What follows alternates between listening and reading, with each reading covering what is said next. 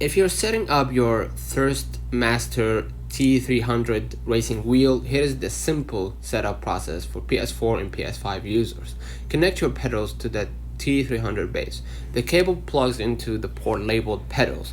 Plug the USB cable from that wheel base into your console. Connect the power adapter and turn the wheel on. The wheel will auto calibrate. It will spin left and right once, normal behavior.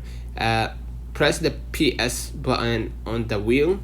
This activates it as the main controller.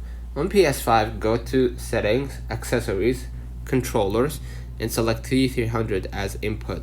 Launch any racing game, Gran Turismo, F1, Aceto, Corsa, and test calibration. Pro tip, update your T300 firmware on PC first via Thrustmaster control panel.